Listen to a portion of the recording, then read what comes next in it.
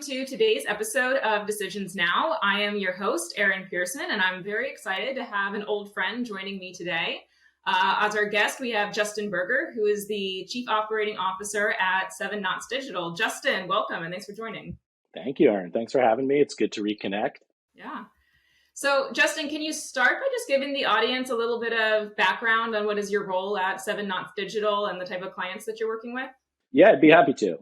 7 Knots Digital is a digital marketing agency. Our clients overwhelmingly are in the B2B space, primarily actually in the B2B media space. So these are clients who serve a specific industry, provide them with their news, their events, their networking, all that sort of stuff. And you can imagine in that specific set of industries, audience is really, really crucial. So having really good insight into those audiences, catering to those audiences in a way that's really specific, all that sort of stuff is really crucial. So my role is overseeing the operations of our organization, helping to make sure our clients are successful, including the use of technology to get there, running programs, allocating budgets, all the stuff that goes into rolling up our sleeves and getting work done on behalf of our clients. Yeah, no, I think that's great. And it's such an exciting time to be in this space as well. There's lots happening, lots changing. And you said it very aptly, especially when you're talking about really any company, but in particular, somebody in the B2B media space. Audience is really key to all of these people. Like that is like your bread and butter. Yeah, that's absolutely right. And some of our clients are really narrow specific industries. So it's really crucial that we understand nuances of how to subdivide those audiences in ways that, a Zoom info might not subdivide audiences. We tend to get a lot more narrow. Yeah. Well, mainly what we're going to be talking about today is how people are bringing in generative AI and how you guys are using it as an agency as well. But just to kick that off, as a marketing agency, you're working with many different clients, you're hearing a lot of different perspectives. So what is the overall reception that you're hearing around AI and in particular generative AI as it's come to fruition? Do you hear a lot of fear? Is it excitement? Is it somewhere in between? I think it's both. It's both at the same time for a lot of our clients. Well, first off, certainly it's something everybody is talking about a whole lot. Mm-hmm. I think when you ask if there's fear, I think there is some trepidation for a lot of people. I think there's a little bit probably more talk than there is practical use of it, right? I think there's a lot of analysis, a lot of reading news articles, and a little bit less day-to-day usage than you might expect relative to how much everybody's talking about AI. So I think, there's some folks who are starting to find some ways to bake it into their products, to bake it into their day-to-day processes. I think there's a whole lot of people, probably more than those who are actually using it, who have an interest, who are aware, who wonder how it's going to impact their role, if the robots are going to take over, but haven't quite taken it and applied it to their day-to-day role just yet. Do you think that the people who are feeling more fear from it are ones that are not actively using it to quite the same extent? I do. I think that's a great question, Erin, because I think there's definitely like a little bit of a learning curve, and I think some of that fear tends to dissipate as you do a little bit more of the work and start to understand some really practical use cases of how AI can help you. So I do think there is a correlation with the people who are sort of most overwhelmed or concerned or maybe feeling a little bit of that fear, perhaps haven't gone into the tool and just played around a little bit. It's fun, right? Like beyond as helpful as it is, it's just interesting and it has its own quirks and there's things that you learn and you can have some fun with it as well. So I tend to find that most people who have worked in there have a little bit more of a positive attitude. Yeah, I think the other thing that comes into that is when you're actually the one using it, you get a sense of when would I actually personally want to associate myself with the answer that it gives versus if I just read about how it's able to produce answers that people might want to associate with. Like it's very different. It's if I wrote a blog, if I wanted my name to be associated with it, I would still want it to be in my voice. So I find it's really good at, I like to call it the blank page effect, but I think it's really good at eliminating that and it can help you get started. but it's still not quite there. So it eliminates some of those like tedious things or some things where you just need some extra brainstorming. It's, as Microsoft puts it, it's your co-pilot. And I think it's really good at that. And then, but you have to use it to know that it can only get you so far. Yeah, no, that's exactly right. And it's a tool, right? It's working off what you feed it. Oftentimes I find, while super, super helpful, it might take a little bit of massaging and some adjustment to get to where I want it to.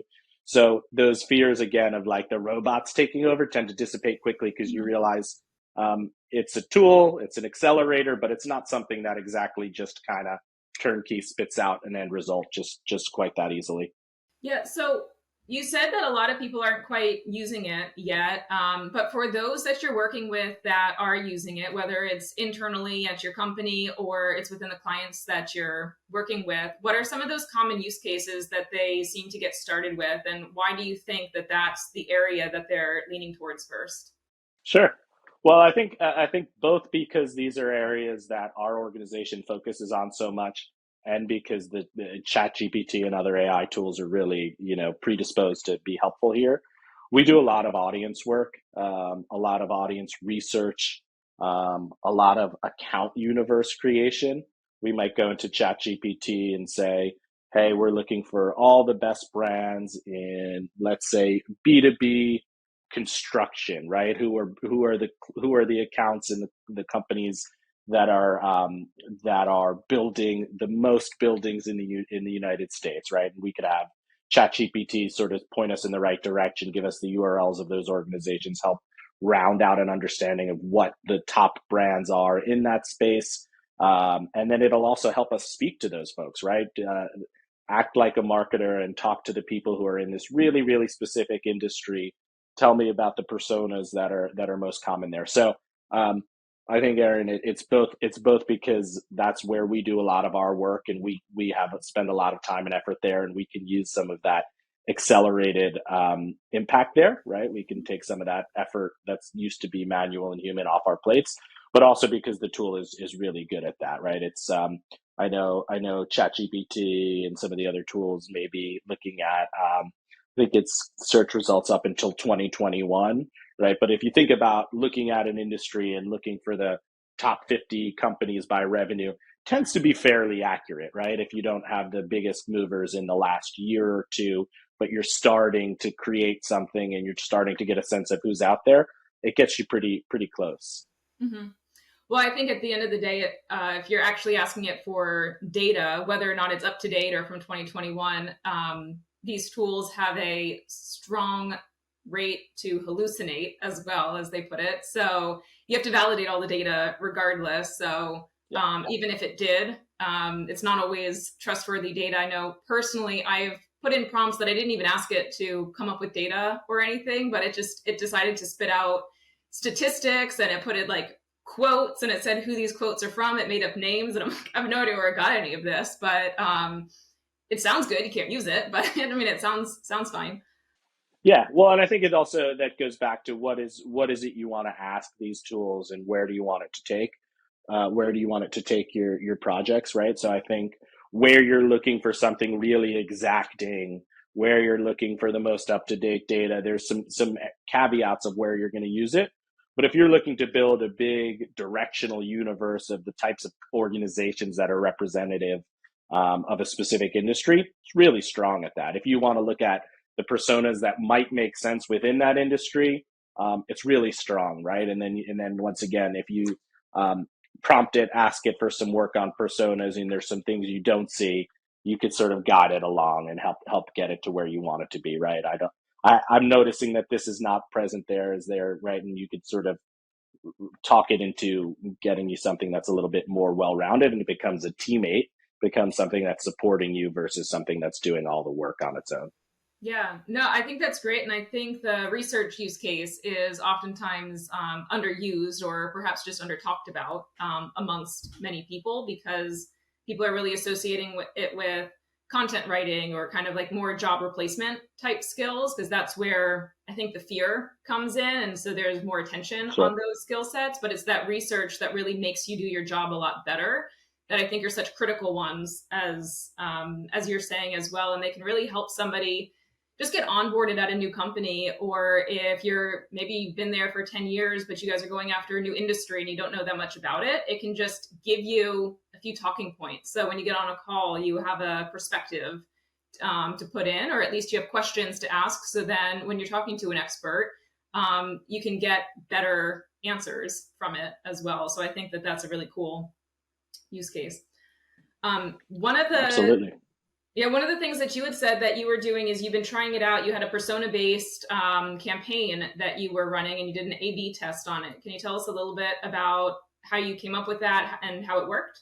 Yeah. Well, first off, when you just mentioned content writing, I think one of the things that we've found really useful and really impactful is to create more variations than humans might be able to create, right? So, um, can it write things from scratch and replace, the writing needs of an organization? Sure. But I think what's really impactful is, can it do things that perhaps you would never have the scale to be able to get done? And that's a lot of what we did when we've been running some of these A/B tests.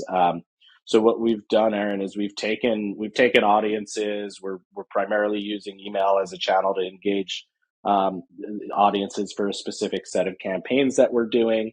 We're really big on rich audience data, right? Enriching with everything we can to know the most about these folks that we're sharing content with, and certainly when we can do that and target properly, we're a lot more efficient, right? There's a lot less effort that needs to go in, and we're able to get the right folks into our funnel the most quickly. So part of what we did is we built out these really, really robust personas, where we might talk about, on a spreadsheet, every single person who will be emailing, what's their persona or their main job function, what's their level of seniority, what's their industry. We actually used a plugin. It was called numerous.ai, and we have Numerous AI take a look at all of those data fields we have on an individual. We give it a starting point, right? We're not starting from scratch, but rather we're feeding the artificial intelligence something that it can work with, and we're saying, take everybody on our file here and produce a version of this, right? Invite them to this webinar. See if they're interested in an event, or engage them in a specific piece of content, whatever that call to action might be. But make it really specific based on what we know about them, the combination of their seniority, their job function, their industry. And what we did is we did an A/B test, and always want to use data to validate and make sure the efforts we're putting in there um, are fruitful. And what we found was we sent half the audience a generic message that was sort of similar. The call to action was the same. A lot of what we put in there was really similar, and then we sent half the audience the version fed by numerous.ai, and really sort of specific to what we know about that audience. And we saw, I think it was a 63% increase in engagement from the folks who had the more robust version that was really personalized. And I think what's really cool about it, when you think about that personalization aspect, is we've all been recipients of those messages that are sort of the tokenized version of personalization, right? Insert job title. Hi, Justin. I see you're enjoying your time at Seven Knots Digital. Blah blah blah. Right.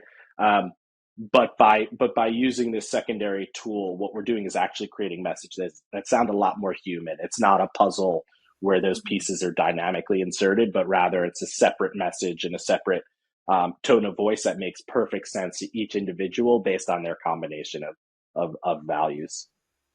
So, just a question on that. If you had multiple companies in there, but let's just say the persona was the same, let's just say it was like VP of marketing that you had in there, would it have written the same message for both of them, or would it have adapted and created a different tone for each person?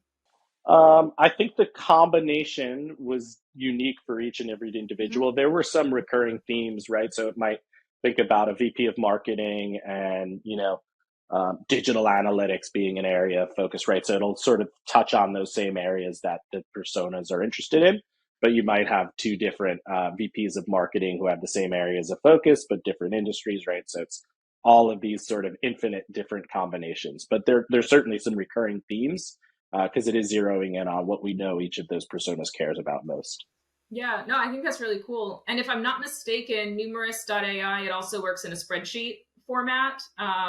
So it actually That's makes right. it quite simple to, whether it's like you're exporting the data, but it's not like if you're just using ChatGPT directly as an example, you would have to put in each input, I guess, individually Yeah, or as its own line item, but it really does. Essentially, it's just a Excel formula, effectively, and it just spits out all the that's information. exactly right. Yeah. That's exactly right. We're using Google Docs and we're saying take the persona in cell B2 and the company in cell C2 and make that up for it, right? So it's a lot more scalable. I think one of the limitations, especially as you become more dependent on ChatGPT, is that you see can be really, really good, really useful, but sometimes it'll limit the amount of output it'll give you in one go round, right? I think Mhm. you commonly will see it cut off after 50 rows or something like that. So a tool like numerous.ai allows you to put it into a spreadsheet and you might have thousands of records and be able to enrich them that way. Yeah, no, that's really personalization at scale. I think the what a lot of people have been talking about is ChatGPT will also get you to a certain extent, but then it's these plugins or these third-party integrations with it that really can take you that extra mile. So it's not just now about using ChatGPT. It's are you using like the Chrome extensions or the different plugins for it? One example is I found one that will automatically transcribe and summarize YouTube videos as well. So if you're trying to go through a video really quickly or see does it have the answer that you really want in it, you, I Really mean, cool. the ad is still playing on this YouTube video before the video even gets there, and it's already transcribed it and Sure. summarized it. So you can go through that significantly faster than you can click through or listen to the video even on 2 times speed. So I find that that's also quite helpful.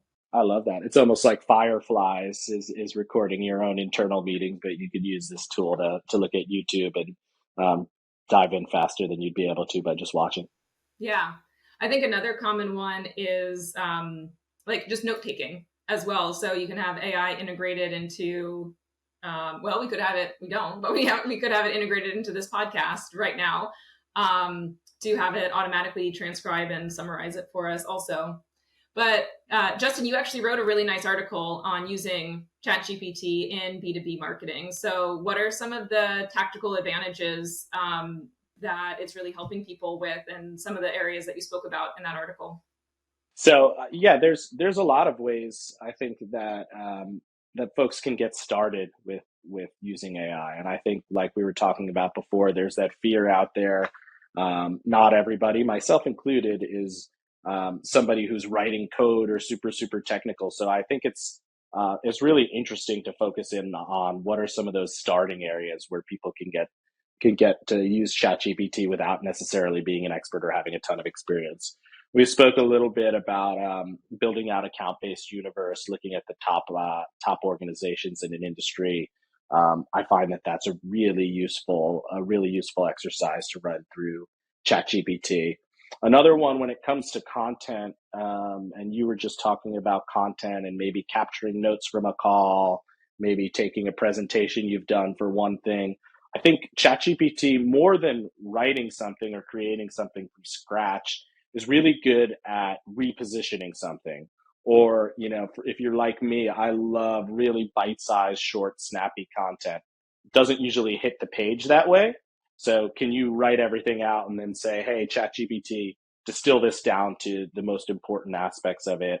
Help me shorten it and make it for somebody who's a short attention span, right? Or help make it a little more controversial than it is, or a little more engaging in this way or that way, or appeal to a certain audience.